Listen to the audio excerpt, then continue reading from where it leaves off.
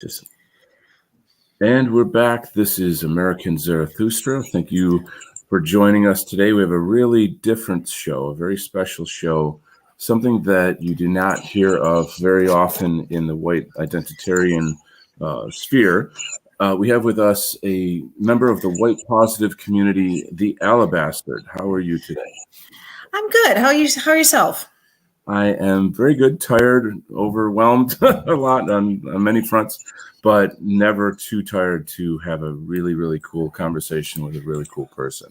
So what this show is about is we're going to discuss her experience with past life hypnosis regression. And now, I did a show on that just myself, talking about my experience with past life regression hypnosis. And help me out here. How did we get connected? I think you chatted a bit on that video. Yes, I did. I discovered the video where you had done your video on your past life regression, and I had an experience of my own. So I commented on that video because I do follow your channel, and you and I had a little bit of a back and forth where you had invited me to email you so I could discuss how I had my past life regression and how that led me to the pagan practice that I currently have to this day. Fascinating. This is going to be an interesting conversation. Let's let the audience get to know you a little bit better, though. So what are some of the channels that you follow on YouTube, for example, or Twitter? One of the channels I follow that you've actually had, that you've had on Use the Eunuch. I'm a follower and both a supporter and a follower.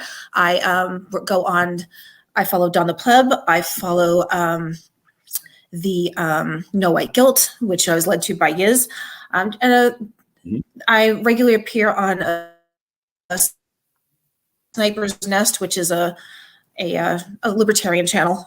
He does a lot of work in libertarian and politics, and so a few different channels, and of course, so and a lot of like fitness related ones, because I myself am in the fitness industry. So, and I've been on All Minus One discussing where he thought we disagreed about diet and exercise, and we generally don't. Okay. So you're around. That's cool. It's good to see you in the chats in my shows. And, there's a lot of love in the No White Guilt family. It's very, very, very good to be a part of that white positive community. So today we're going to cover some really interesting different content. This is not really a topic that is heard of actually in the white positive sphere.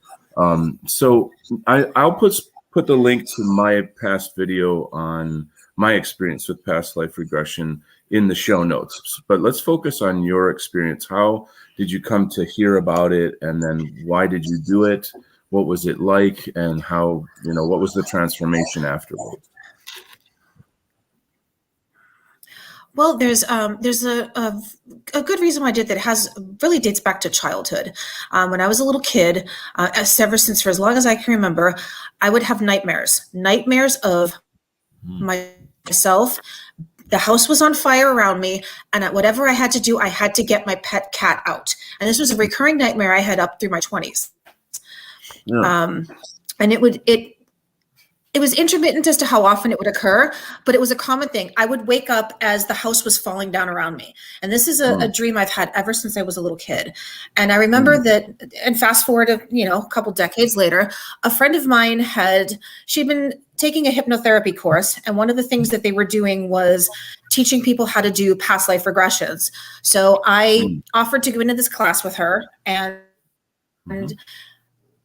just have myself regressed. And come to find out, during the past life regression, I found myself in Egypt, running down one of the hallways with the pillars that you always see like in the pictures, with the huge columns. And I'm carrying two cats, and I'm running. And as soon as I get to a certain point, everything around me is on fire. And there are people yelling at me about saving the books, which I'm assuming I must have been in Alexandria. So I knew myself as a priestess in the temple with the cats, and I'm trying to save these two cats from the fire. And right as I snapped out of the past life regression is because a column fell on me and killed me. Lord. So I woke up out of this, and oh my God, this is my dream. this makes sense. So I delved into Egyptian spirituality to kind of discover what the people in the temples did. And the more I researched, the more I felt emotionally connected to it. So I started kind of researching the current Egyptian paganism that's coming to be more common, and started my practice. And it's very, I don't know how to describe it, but if it clicks, it feels good, and it hits me in the soul. Like that's where I belong. And it's very much a lot of what they talk about in the spirituality and the practice. It feels right in a way that like you can't describe. I can totally understand that. That's actually intuitive. And that's kind of how I feel about Buddhism personally. But let's back up a couple steps. So how did you get into, let me ask you more specifically, what was the session like? How did they lead you through your past life hypnosis? How they led me through, well, again, it was sort of you do that thing where you relax your body, and they go through relax this, feel it like a pool of water, and they go down for each body part. They start at your head, and they work down, and then they tell you to feel like you're floating on water, and now you feel yourself float into this life. So now it basically, from the feeling of floating into water that I felt myself float back into who I used to be. That's how this person led it. And then there I was. And all of a sudden I'm in, okay, this is the scene that I'm in. So, and now this sort of the scene you're talking about. Asked me a bunch of questions about who I was. I'm sorry. Let me jump in a quick here. So I'm trying to connect your nightmares with this experience. So what you're saying is that the past life regression experience confirmed for you these dreams, that this was a past trauma that you experienced. Is this correct? They were similar in a way that was almost uncanny. So it's funny because explaining these things is nowhere near to experiencing these things, you know.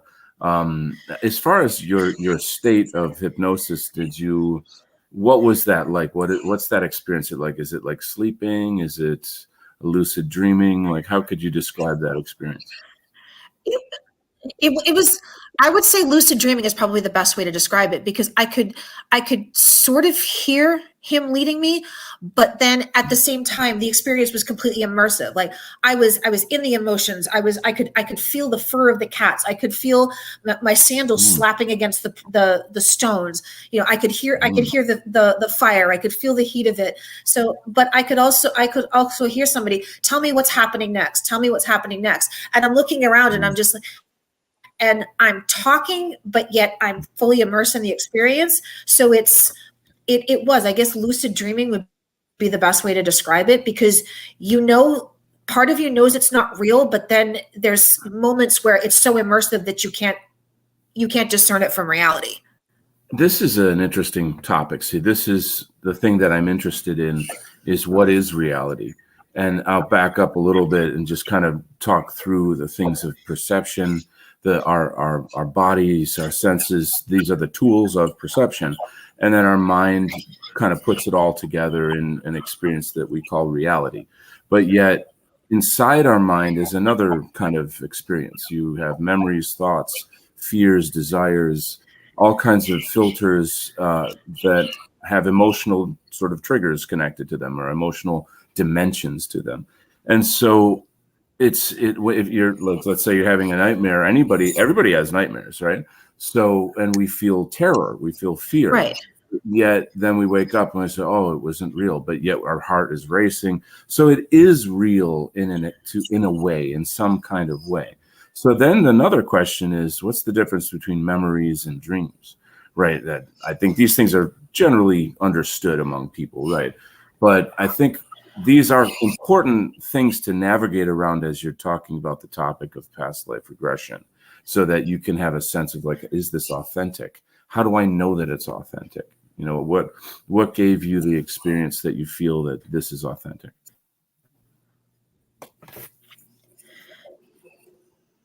Yeah, it was one of those things where like the dreams were very, very real to me. And it was, but it was, the strange thing is that in order to process it somehow, that I carried this trauma forward, is that I would always put this on my own pet cat. And it was that I had to save him. I had to save him. I had to get him out. And it was always the same thing. I'm trying to save him from a fire. Always the same thing over and over again. There was no change to the dream. It never changed until I got to the past life regression. And the crazy thing about the past life regression is the day after, I've never had that nightmare since.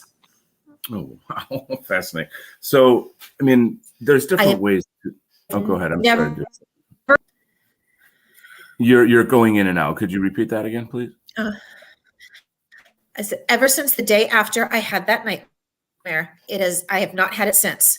Okay. Never. Right. Not once, not since.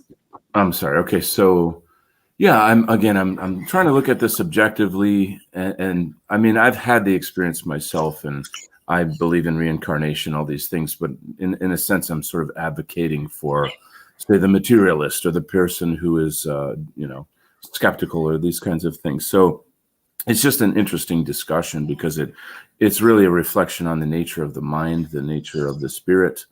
Where do these traumas come from?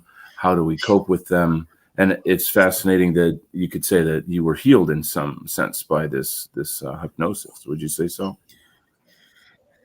I would say that yes, I was.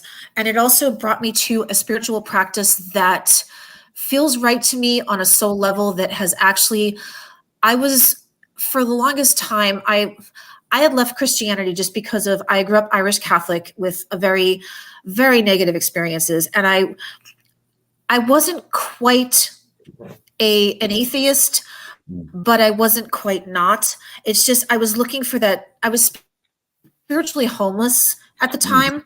And finding something has actually, it's brought an amount of peace to my life that I didn't have before, that I didn't know I needed. Mm-hmm. All right. So help us. And when they talk about people these days who go to, sorry, got a little ahead of myself there.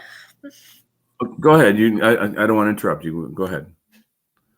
You're talking about people, something these days. What was the point? No, but I was saying that's why I can see where people who, they sometimes go into these movements that these kind of progressive movements and they treat it like a religion. I can understand where that happens because could have been that person. It's the after. Oh, you're breaking up really bad. I'm sorry. You're not able to get the point across. Could you try one more time? I'm sorry. I don't know if you can adjust your audio a little bit and try one more time.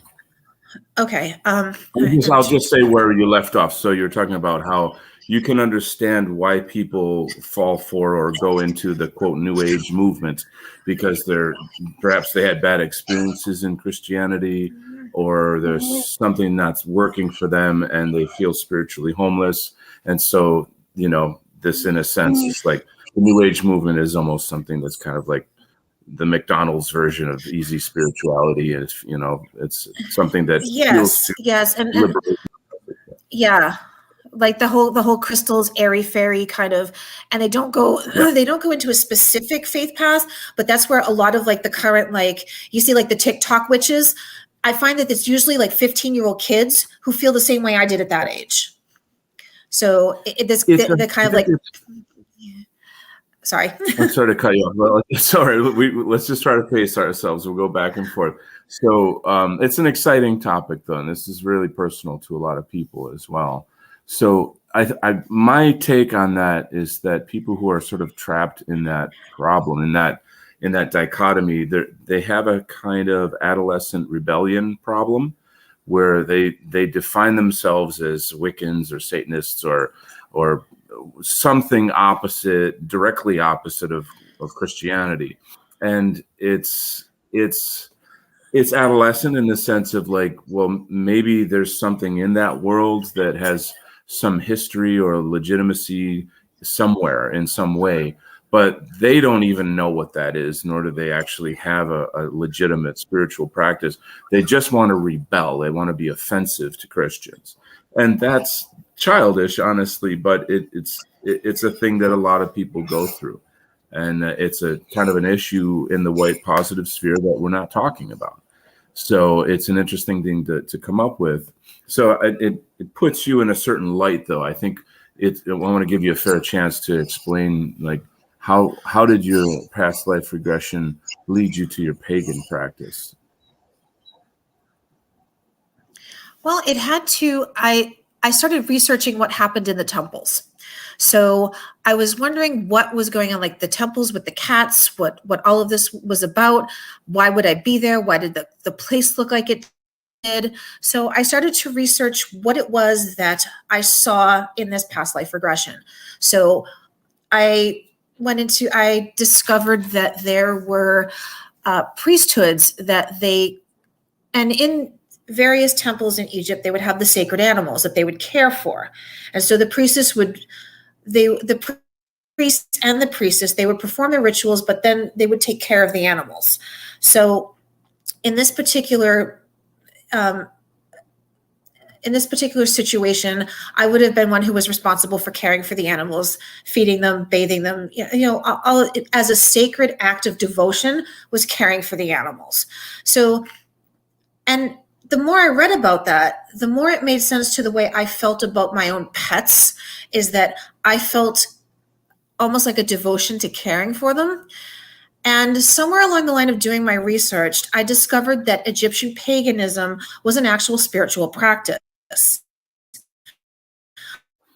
but that it was still part of the problem with most pagan faiths is that we're reconstructionists. We are taking lost knowledge and trying to recreate it in the modern era, and it can be a bit the information of how we practice was lost. So what I went about doing was just we're losing you.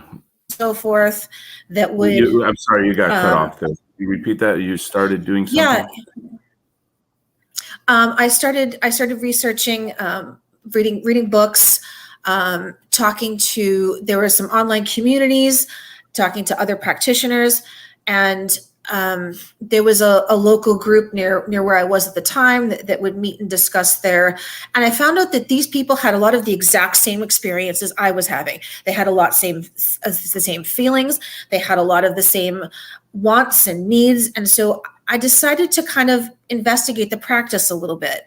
And basically, the thing with the Egyptian practice is it's very internal. It's very much, at least the modern practice, it's very much internal, about working on the transformation of the personal spirit. So it's a lot of working on mind, body, and soul. So, and that trying to make the everyday things that you do as ritual acts. So I think it's a lot like Buddhism in the way where you connect with it, that everyday acts are like cooking in the kitchen. There are rituals about it, and the understanding that, so we all have rituals that we practice every day. You go by the same coffee shop, you take the same route to work.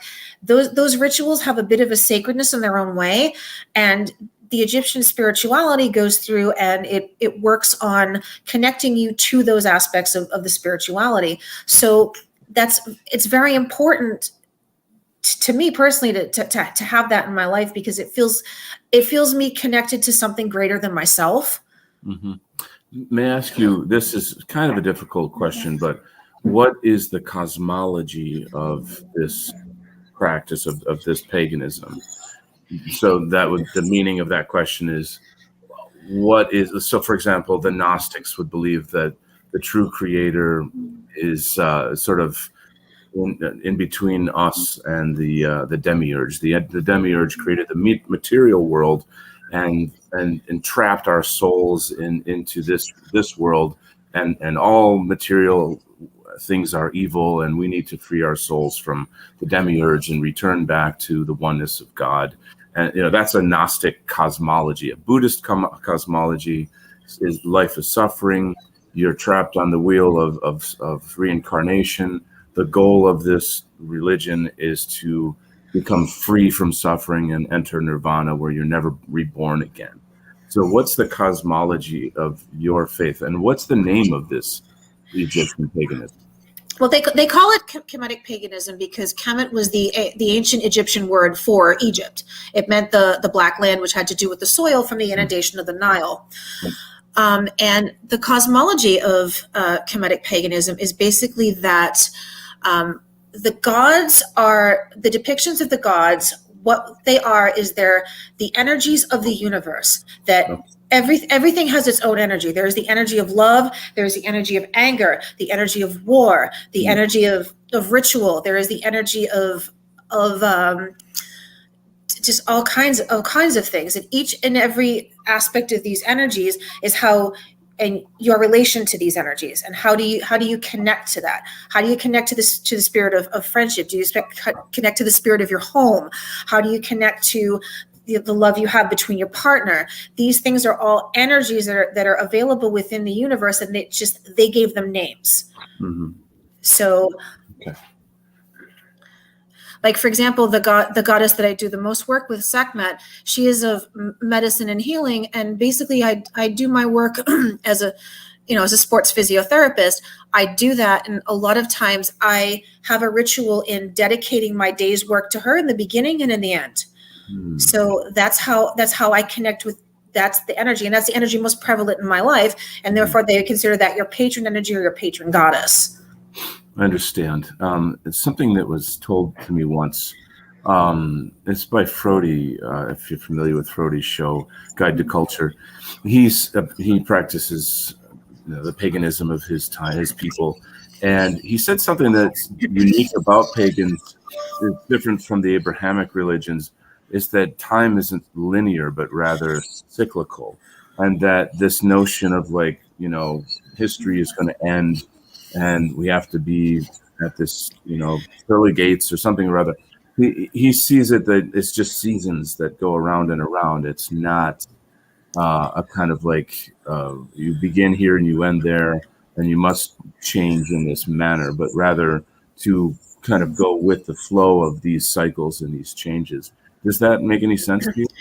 It does, in a way, that part of how we view our souls. Mm-hmm. And the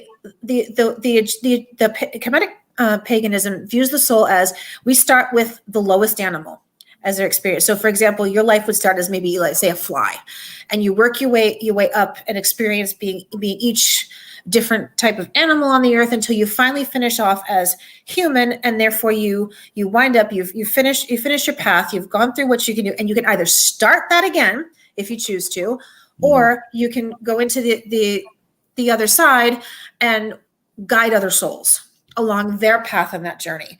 So it's similar to that in a way, but quite different. It's our whole point is to get to the point where we can guide other people and work towards making, just spiritually, the world a better place. Okay. Now, does reincarnation play a role in this form of paganism? Yes, it does. It definitely does. And that you can sometimes repeat the same animal several times if you are. So let's say that I show up and I was a very aggressive dog and I attacked people several times during my life until somebody shot me dead. Well, I would repeat my life as a dog, maybe get it right the next time. And then if I did, I was someone's good pet, or I worked as maybe a rescue dog and saved lives. Well, then, here's your opportunity. You can move on to the next life. Maybe you can be a hippo next. Just that's kind of how they see it. It's an oversimplification of how they see it, but basically, yes. Mm-hmm.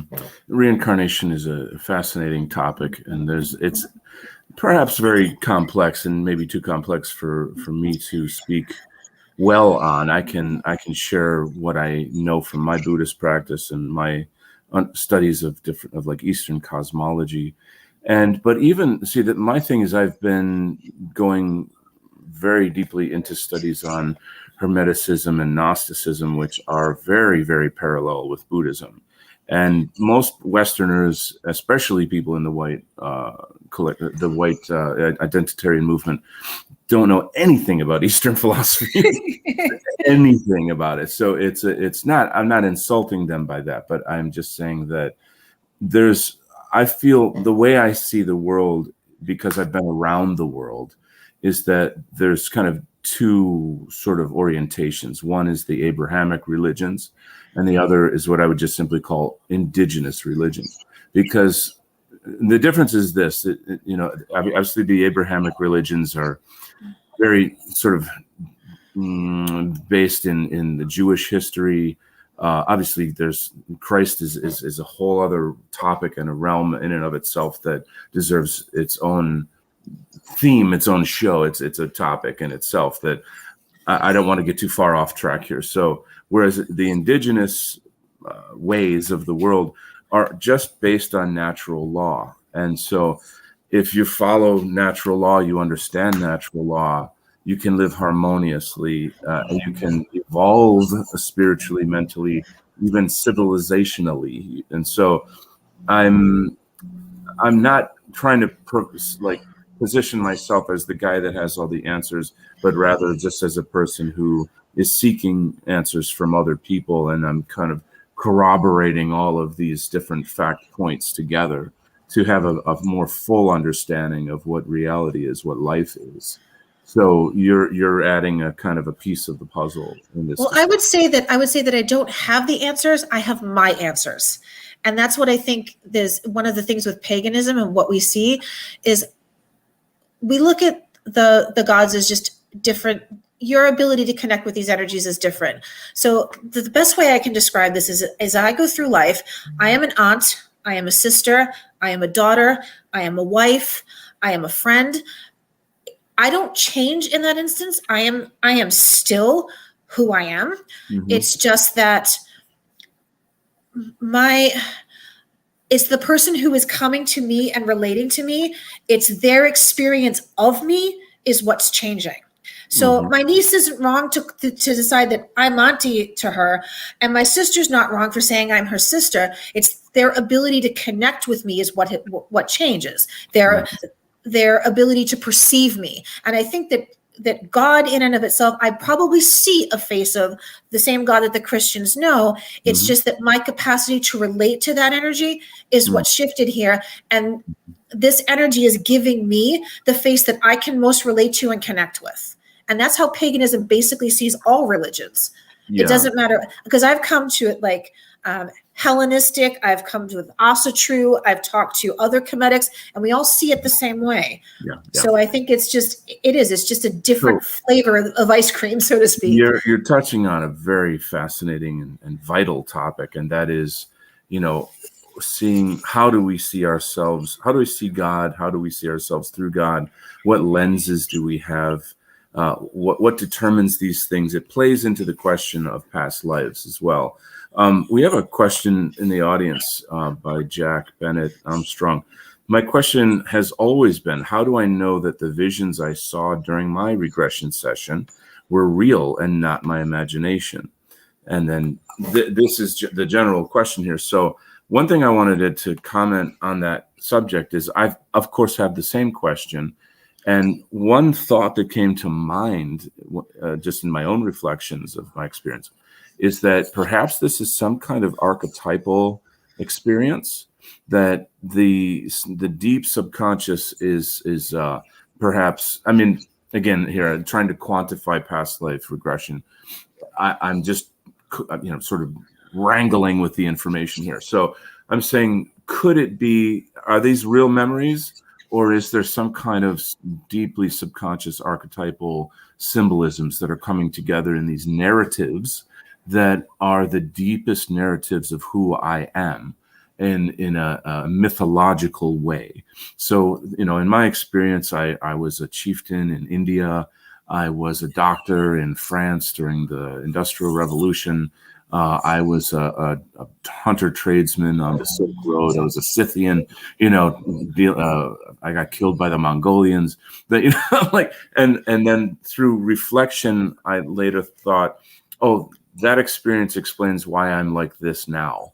And then, so I can have these really, really rich experiences of understanding myself on, all I can say is, an archetypal level. And, yes, they feel like real memories, right? I mean, how do you can have a memory of something, but it's still a memory. It's this kind of ethereal thing. It's an instinct and an emotion and something like that. But it's hard to tell. It's hard to quantify. What are your thoughts on this, Alabastard? For me, it's I don't know how to. I can't say for the truth whether or not it's real. I don't know. Obviously, I mean, if I had those kind of answers, that I would probably be a guru on a mountaintop somewhere. But for me, it was, when I came out of it, it was a different feeling. It made a lot of things make sense. A lot of things I felt. A lot of I'm trying to think of the right way to put this. Imagine that you have this feeling. You have this feeling, but you don't know where it comes from, and you kind of have this emotion, and you don't understand where this emotion is stemming from. And then somebody reminds you that, hey, when you were a kid, this event happened to you, and you're like, oh, that's why I always get nervous when I hear a bus go by, because a bus always hits you when you're a kid. It's these things that you might not remember, but that still affect you. And then there was an understanding when I came out of it. It's just, this is my constant need, that I was terrified of being separated from my cats, terrified of it, to the point where, like, I would go into anxiety if I had to leave, because I had two cats when I was a kid, and I was terrified to leave them because I was always worried something was going to happen to them. And it was this irrational fear that I had. Right. And when I came out of this, and of course, I always thought that was the reason behind the dream. And no matter what I could do, I could never get rid of this anxiety. And when I came out of that experience of that past life regression, the first thing I thought is, that's why I'm so obsessive about my pets. It was things like that made sense. There were some other things as I went along and discovered the spirituality, that some ideas I already had about my own spirituality, like connecting to the spirit of your home, connecting to the spirit of your land, things like that really made sense to me on a soul level. Is it pushed me towards rediscovering these things. So yeah, that's why I feel like it was right and real for me. But to say that it might not be me connecting to an archetype, yes, that's a possibility. And that's just how that could be just how my mind focuses it. But for me, it felt real on that level. It's powerful stuff. So I guess I'm interested in about the effects. Well, I'll ask it this way. Anytime I look at a religion, I ask this: what is the spiritual technology of that religion? How do you do what you do? And, is it effective? And again, that plugs into the cosmology of things, So if I'm understanding you correctly, it seems to me that you are trying to evolve your spirit and make the world a better place through becoming a better person, through certain rituals and dedications to these small g gods of Egypt. Right. I have to say that the same thing exists in Buddhism. They're not gods, they're Buddhas and Bodhisattvas. And there are some other kinds of spirits, but like Garudas and various mythological creatures. But the dedication to a specific Bodhisattva, for example, is a path. There's wrathful Bodhisattvas like Yamantaka. I'll show some artwork of Yamantaka later, of which I'm initiated in by the translator for the Dalai Lama. Actually initiated me into that practice. And a wrathful Buddha is obviously it's fiery. It looks terrifying. It looks like a demon, but it's your protector, and you become that wrath to protect people, because there's all sorts of evils, spirits and energies and forces in our world. We need protection. But then you have something like Guanyin or Kannon Bosatsu. You have the feminine Bodhisattva, who is sort of the Mother Mary of Buddhism. And so there's a dedication. When one dedicates one to that practice, then it's a practice of building compassion. So, someone who maybe is very hateful and angry should practice the Avalokiteshvara, the mother bodhisattva practice, to calm down and to evolve that side of themselves. Whereas someone who's maybe too gentle and too soft needs a wrathful practice to gain strength, and learn how to protect themselves better, so they can protect, their family and resources, etc. So I'm just throwing that out there as a kind of a structure or a frame to then ask you, what's the spiritual technology of your paganism, of Egyptian paganism? Well, that's actually reminds me of my connection with Sekhmet. She is both the goddess of healing, but she can bring disease. So I think for how I work with her and dealing with that, and I have a lot of fire energy. I have a lot of just really forceful, aggressive energy. And the fact is that I can take that, and how I do it in working with her is I channel that fire into workouts. So I take that fire energy, and she is a goddess of fire. So I work with her to take that aggression and that disease, or that kind of that almost like an anger that I could bring in the wrong place. I work with her on putting it into, I will put on angry metal music, pick the heaviest weights I can, and sweat that into the point where I feel peace. And it's that kind of a thing where she has that duality in her, that I can have both of those things. But taking that aggression and having it makes me good at owning my business and running my business, because sometimes you can't just be submissive and dealing with clients who won't do what you tell them to do and get mad at you because they're not losing the weight. That rookie who decides that he doesn't have to do mobility training needs to be told that yes, he does. And so having that aggression part of me, it's where do I channel it? And if it gets to the point where I'm really mad at something, where do I put it? Do I go for a run, or do I get drunk and attack people in a bar? What do you do with that? And it's very similar to what you described, in that you work on yourself to taking that, okay, I have these aspects of my shadow self, and how do I put them forth, work with them, work through that shadow aspect of myself, and make it something that brings it into the light. And a lot of my Egyptian Kemetic practice is about that, taking and working with the shadow aspects of myself, the parts of myself that I don't like that much, and trying to make something useful and positive out of them. This is something fascinating here. I think anyone into psychology would be interested in this conversation. And I actually had an interview recently for another community, not this community, about this experience. And I would say that past life regression is probably one of the most powerful forms of psychological treatment you could ever have. From my limited experience, I'm saying that.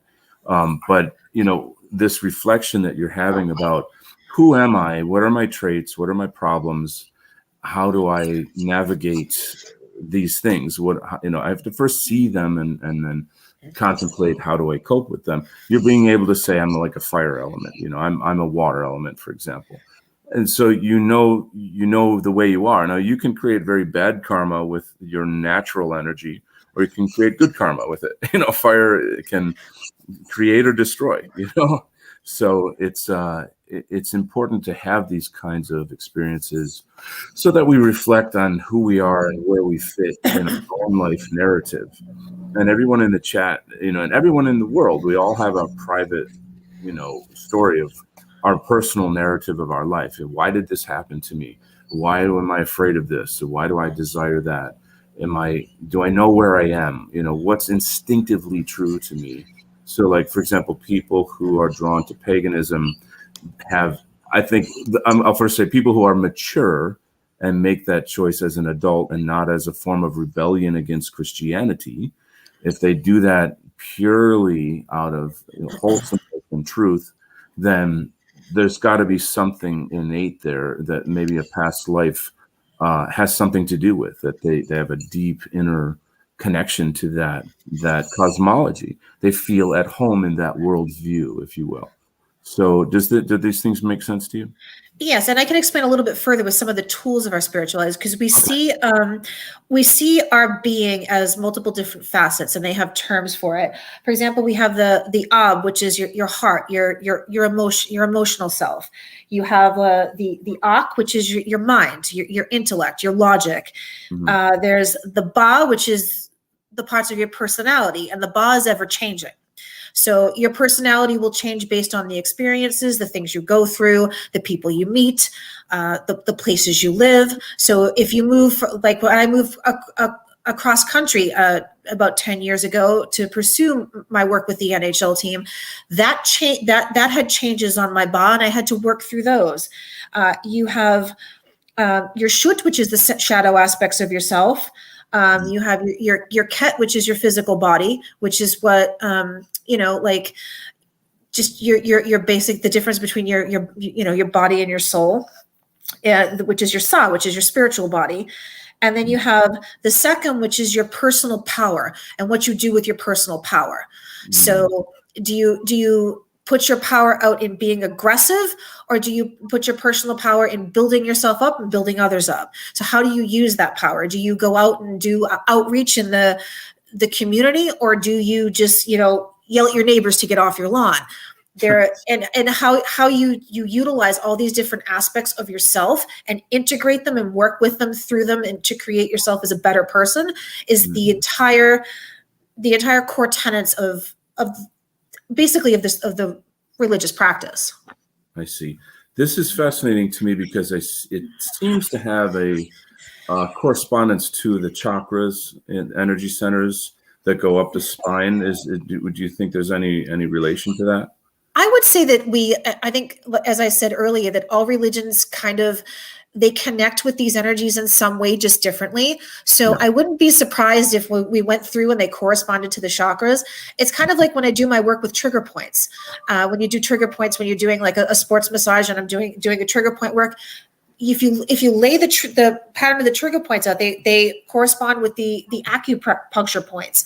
So some of these things, there is overlap in a lot of ways with these things. So it is an interesting analogy. In martial arts, they say, you only have 2 legs and 2 arms, and there's only so many systems, and there's only so many ways to block, punch, kick, etc.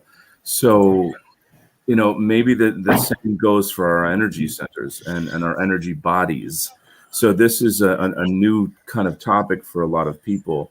That being that, if whatever works in, say, Chinese acupuncture, which has been around for 5,000 years, that's the laws of nature. It's innate to the human body in any time, in any place in history.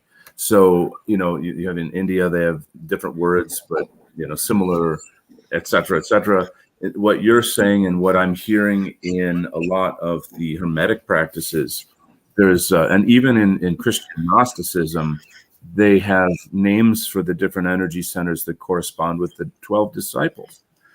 And that's amazing to me. Now, I think the common Christian doesn't know about those things. They don't, they correspond, say, like Peter, and what are his traits as a disciple of Jesus. Well, here's an energy center in your body that has that quality. And then when you understand it, you can use it for your health and evolution. So this is a whole other side of spirituality. Now, this stuff is insanely complex, and I don't want to get too nebulous here, but I do think that, seeing the relationship between all these different points, different kind of naming systems for the same thing in nature, natural law, the human body, it's quite powerful. And it's I think, a new kind of enlightenment that we should explore more, but talk about energy bodies. So let's look at this. Okay. If you're a pure atheist materialist, you won't believe this or what have you. But if you look at it through the lens of quantum physics and you see, things on an energetic level, even on an atomic level, that, I guess I'll say that we have these different energy bodies. So my uncle just passed away just a few days ago. And so this concept of contemplating death is really, really, really fresh in my life right now at the moment, and I've never felt a stronger sense that this body is merely a vehicle. It's just a boat with which I cross the river. I have attachments to it, to, a natural sense, right? You have to take care of your body. I desire things, I fear things, I whatever, etc. But if we see ourselves only materially, but not energetically, or which is spiritually, then we're ignorant and we can't evolve. And so things like past life regression, it seems to me like a worthy endeavor. So what are your thoughts to these ideas? I think, yeah, I agree with that completely. I think that that when you talked about, that ignorance, and that for me, it was more of an emptiness. It was a hole I didn't know needed to be filled. And the past life regression gave me the tools to go in a direction to find out how to fill it. So I think that, yes, if you're feeling like you're at that point where you're lost, or you don't, there's an emptiness that you can't quite put your finger on, maybe going and doing something like this might give you a direction. Even if it's just, the past life regression is just a way to kind of maybe know a corner of your mind that you might be more subconscious about. Who's to say that that's not what this is? Mm-hmm. But when I made that subconscious thing conscious, it gave me a direction and a path and a meaning that I didn't have before. Mm-hmm. And that meaning is very important to me, and I think the hardest thing was kind of reconstructing it to an American cycle of seasons, because a lot of what I learned from the old Egyptian practice was that it worked with the inundation of the Nile and the seasons there. And living in the United States, I'm very much out of sync with that. So that was the most difficult part of reconciling it, and really working on taking that part out of it and creating my own rituals around the 4 seasons I experience. Because inundation happens in the middle of like August. That would be my here, and that's the middle of the summer for me. So that just didn't feel quite, that felt more like a spring thing. So I started shifting some of those practices into various areas across, my year, and it felt a lot better. But again, that's kind of what we're all at as pagans, is that we're reconstructionists. My Celtic practitioner friend, she lives in North Dakota. So I mean, she doesn't understand, she had a difficulty trying to create a ritual practice that worked with, North Dakota. So, I mean, we're reconstructionists. We're trying to, we're bringing back something that was lost, and there's chunks of information missing. So we have to kind of go into ourselves and create those pieces for ourselves. And so for each pagan practitioner, it's going to be a little bit different, which is where it's different from Christianity, and that there's a prescribed method of ways to do things through a Bible. We don't have any text. We just have, we have some pyramid text, but we don't know how much was allegory, how much was literal truth, and we're trying to figure that out for ourselves. So it's a lot of unverified personal gnosis for a lot of pagans. So that's why it's kind of like, for us, it's like, well, this is the way you practice. Yeah, but I mean, that's the way I practice. You might do it different. So there's no true cohesiveness to some of the practices, especially for Kemetic paganism, because we are starting completely from scratch. We don't know a lot of how things were practiced, because by the time the Ptolemies took over, that stuff was lost. It's like learning about the ancient Mayans, because when they conquered a lot of those civilizations, they burned all the old codices. So they're having to start over and try to figure out where their path is. And I'm kind of in a similar boat that way. So that's very challenging. I guess it comes to mind that, if you probably follow natural law, that would be a good guide to start off with. I'm obviously not the person to give advice on your practice, obviously, right? But I'm fascinated with this general theme, though, of people who are reconstructing ancient spiritual practices. Many people know I'm friends, and I've worked with Mark Brahman, who's got the ApollonianTransmission.com, and is trying to revive the cult of Apollo, and that profoundly fascinated me. I was extremely attracted to that, and I think that it could be a really powerful spiritual technology for our movement. But unfortunately, like so much of that was lost to history, and so I feel deeply saddened by that. I think that there's still a level of knowledge that we can kind of build off of.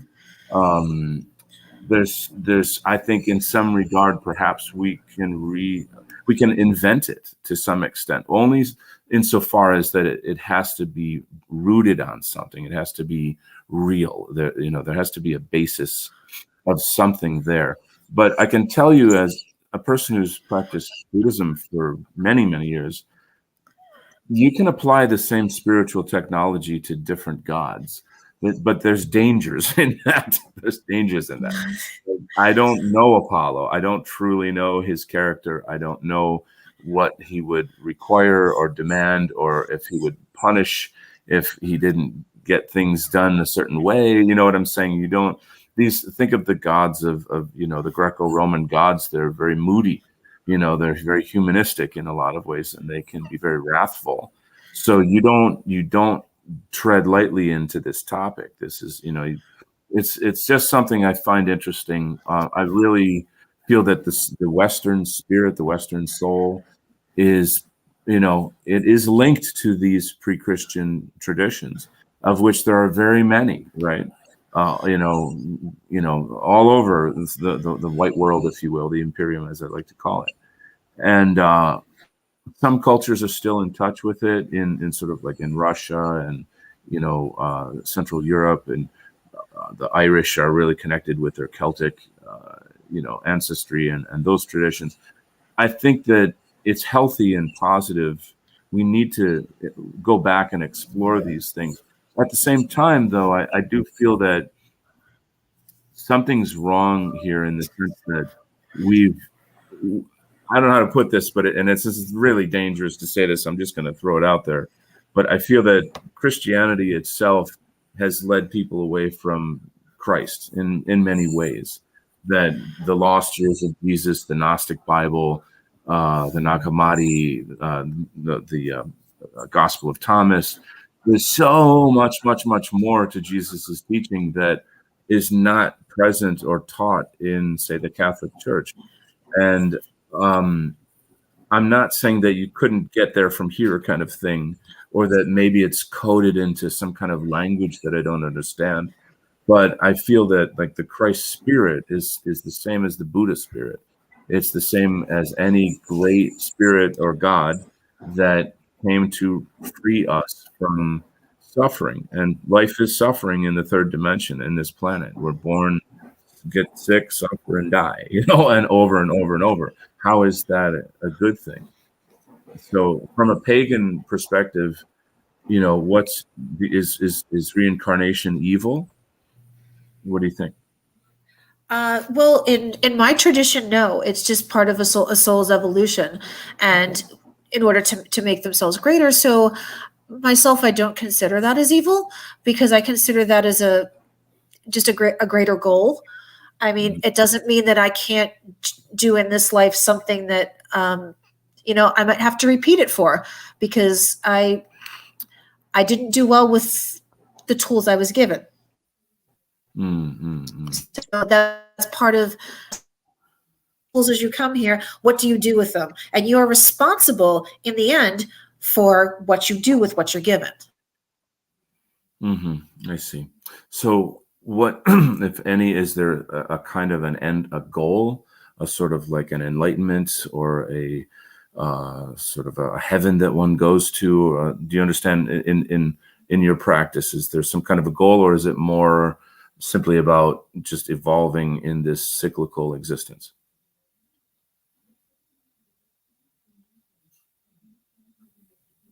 Are you on mute? Well, I cannot hear you. I seem to have lost touch. Are you there? That's a deep question. Maybe you need time to think. No. I have lost audio. I suppose you can hear me. There is a private chat in StreamYard if you want to shoot me a little message. I don't know what happened to your audio, but I lost you. So maybe I'll just talk a little bit on this theme, and hopefully you can get your audio. We did have some audio issues earlier, so it's unfortunate that we lost connection here. No, I reconnected and all that. I don't know what it was. It's not on my end because I'm connected to my Ethernet. So it just all of a sudden in the middle of it just started, your picture went away. I was talking and then nothing was happening. So I don't believe it's on my end. Whatever, you're back. That's what matters. Yeah. I don't know. It's just don't worry about it. Let's not worry about it. So did you understand my question though? I didn't get to hear it because the screen went black for me. I apologize. I'll just kind of simplify it. So is there an end goal to your practice, such as like in Buddhism, it would be enlightenment, to be free from cyclical existence. In Christianity, it would be to go to heaven, to be with God and forever in the kingdom of heaven. It would be the end from the basically to evolve to the point where you are outside of having to go through your reincarnations. That's your goal, to be, it's not quite the same thing as enlightenment, because we aren't enlightened. We have reached a level of awareness that we can actually bring back into the world and help other souls come back up to it. I guess you would call it similar to the Bodhisattva. Yeah. So that's our primary goal, is to be that. So for the audience's sake, a bodhisattva is a Buddha who chooses not to enter nirvana, but rather to go back into samsara or cyclical existence in order to save all beings, all sentient beings of all universes. So imagine, because the notion is this: how can there be a heaven when so many beings are suffering still? Think about that. If whatever your religion is, let's say you make it to heaven and you're golden. Yay, I'm in heaven. I'm pure bliss. And then you look back on all the people dying, the war, starvation, murder, rape, white genocide, all the profound evil that exists in this world. How can you be happy? How can there be a heaven unless we're all in heaven together and suffering is totally ceased? So this is the vow of the Bodhisattva, is to be reborn until it's over, until all beings evolve out of the third dimension and leave samsara. So does that ring true with you? Or does that have any resonance with you in your practice? Yes, it does. And our thing is we would be more, although it's more like a guardian where we're not actually going through the lifetimes again. Okay. We're still having audio issues here. One more time where you don't go through it again. You don't go through it. You don't go through lifetimes again the same as the Bodhisattva does. What we do is we come back in and we help the souls that are already here, as almost like, I guess what Christianity referred to as a guardian angel, where we help them on their path. So if they're going through something, we can kind of help them move them to away from, be that little nudge that takes that person out of an abusive relationship, or that kind of a thing. Okay. Help that person find that starving animal, or just that's our goal, is to more be guardian spirits where we bring everybody up to our level, and then they help us continue to do that back on earth, but we don't go through the cycle of lives again. Do you have any kind of dedication practices in your religion, and what are they? Do you understand what I mean by dedication? So for example, if I'm doing the Yamantaka practice, there's a book, it's kind of like the Buddhist scriptures that I have my beads, I've got my pillow, I have offerings on an altar, I have incense, bells, and I read through this scripture and I go through various gestures and meditation processes. It takes about 2 hours to complete. It's a very detailed ritual practice. And then at the end of it, I dedicate all of the good karma to all living beings. So, and that's kind of the spiritual technology of it, is it won't work unless you do that. But are there any kind of, so like in Christianity, you have Sunday Mass, and there's parts of the Mass that are rituals. So do you have any sort of religious rituals in your practice? And I'm assuming we lost you because you're not answering. So, there you are. Yeah. For some reason, I'm having issues with this. It might be my computer, but anyway, for my dedication practice, it's I've adapted it to the use. There's sacred mantras that have come from the pyramid texts, and I will do those in chants with mala beads as a form of meditation, and that's how that's how I do connections and stuff like that. I've had to kind of recreate some of these things because a lot of the rituals and the things that we have, the oils and some of the stuff, like I live in an apartment building, I can't do some of it, but I light my candles. I do my chants as a way of, and you get into this zone where you feel super connected, and that's my dedication practice. This is interesting because there needs to be a feeling. There needs to be a feeling of connectedness, a feeling of some kind. We're human beings. Emotion is part of our mechanisms, and we have to have feelings of some kind. And bliss is a feeling, right? Feeling that you're helping people, compassion. These are feelings, right? Feelings that you're healing yourself. These are all part of the picture. So I think that it's important for us to kind of acknowledge what role feelings play in this whole picture. And then to tie it back into the original conversation about is past life regression real? All you kind of really have are your feelings to go by and instincts. What are your thoughts on that? Yeah, and the only thing I can say is it was real to me. Oh, you're breaking up. You're going to have to try that one more time. I'm sorry. I said the only thing I can say to that is that it's real to me. Okay. Yeah. Well, this has really been a beautiful conversation, and I thank you so much for joining me. It's certainly not the end of the conversation. We certainly haven't covered everything or figured it all out or what have you, but I think it's important to discuss it. And so, and there's very few people that are doing what you're doing and have these kinds of experiences. So it's a very precious opportunity to talk with you and to share these thoughts. The chat has been fascinating with all kinds of different perspectives, Christian, Gnostic, this, that, and the other thing. That it's an interesting discussion and one that we can have in a civil way. And so let's try to do that if we can in the future. So where can people find you online? Well, they can find me. They can find me on Twitter. That's where I spend a little bit of my time. Is on Twitter. I'm under the same handle, the Alabastard. I have the same little kitty cat avatar. So if people want to find me, ask me questions, and I can only go with my own experiences and answer from where I stand. But feel free to follow me, and I'm willing to have this discussion with anyone because I was there at one point where I didn't know what I was doing, and who knows, I may have the answer. I may have the answer for that one person, and so be it if I do. Yeah, I think that the general theme and topic about past lives, about spiritual technology, finding our way as white people in this new paradigm, in this new world. It's all very relevant and very significant. And I'm really, I admire the people that have found their path. I admire the people that have unshakable faith.